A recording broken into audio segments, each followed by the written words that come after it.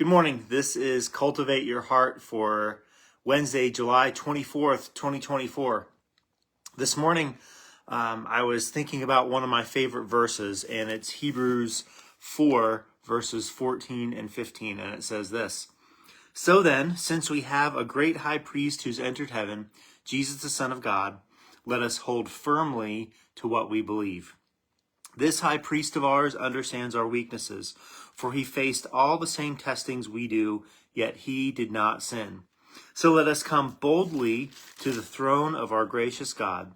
There we will receive his mercy, and we will find grace to help us when we need it most.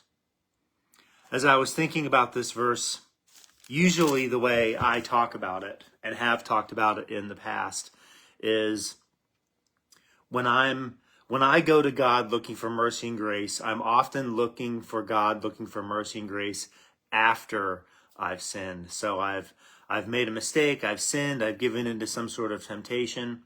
And so what this verse has typically told me is when I've done that, I can boldly go to God, and I know I will receive his mercy and grace. I remember when I was a kid and I would do something wrong, and I would feel caught, I would feel guilty, I would feel shame. So I would go and I would kind of self-report to my parents. And of course I never wanted to do that because I was expecting not mercy and grace, I was expecting punishment. And I think a lot of times we project that onto our relationship with God. We're guilty of something and we don't want to go and talk to God. So we don't. So we're fearful of that.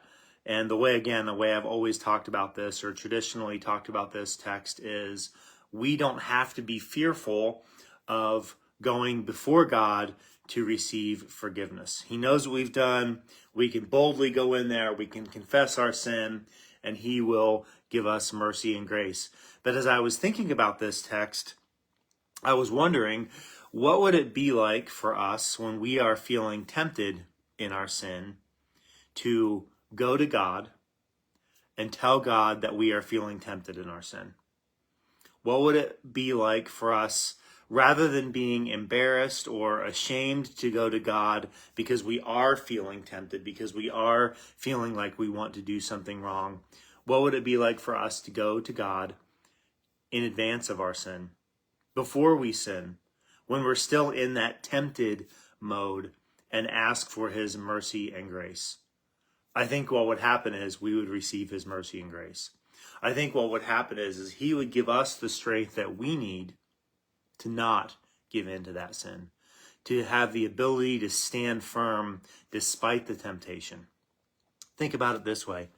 So we have a great high priest who's entered heaven, Jesus the Son of God. We hold firmly to what we believe. We know that we can go to God with anything, even when we are tempted.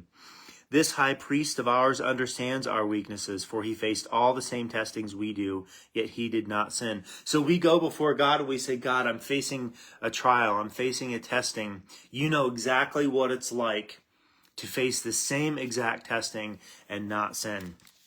So let us come boldly to the throne of our gracious God. Let us boldly go to God. There we will receive his mercy and will find grace to help us when we need it most.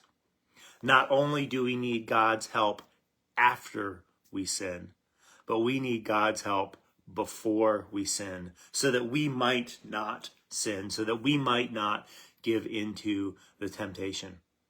So that's my hope, and that's my prayer for you today, is that you would no longer see this text as what I do after I sin, how I go to God after I sin, but you would see this text as a way to go to God before you sin, because he has gone through the same testings you have.